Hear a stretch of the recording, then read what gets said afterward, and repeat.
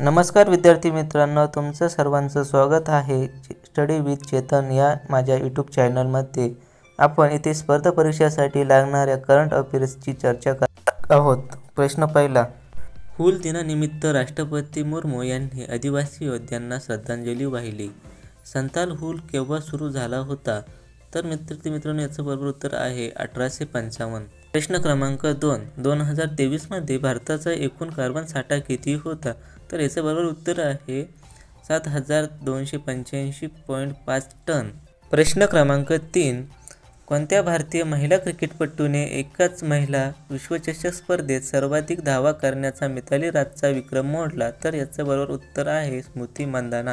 प्रश्न क्रमांक 4, 10 पैसे का पोस्टकार्ड या पुस्तकाचे लेखक कोण आहे? तर याचे बरोबर उत्तर आहे S.N. अहमद।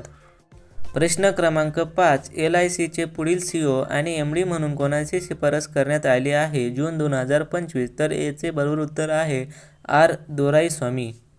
प्रश्न क्रमांक 6, बिहारचे 42वे राज्यपाल म्हणून कोणी शपथ घेतली? तर याचे बरोबर उत्तर आहे आरिफ मोहम्मद खान। प्रश्न क्रमांक 7, 2028 आणि 2036च्या ऑलिम्पिकच्या तयारीवर चर्चा करण्यासाठी 7-8 मार्च 2025 रोजी आयोजित 2 दिवसीय चिंतन शिबिर कोठे संपन्न झाले? तर याचे बरोबर उत्तर आहे हैदराबाद। फेब्रुवारी 2025 पर्यंत नेहरू युवा केंद्र संघटना उपक्रमांतर्गत एकूण किती तरुणांना व्यावसायिक कौशल्य शिकवण्यात आली आहेत? तर याचे बरोबर उत्तर आहे 28,275।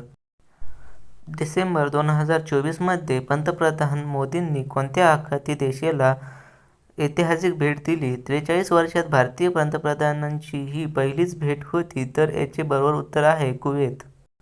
वित्त मंत्रालयाच्या मते वित्तीय वर्ष 2023-24 मध्ये भारताच्या लोकसंख्येपैकी किती टक्के लोकांनी आयकर विवरणपत्र भरले होते? तर याचे बरोबर उत्तर आहे 6.68%।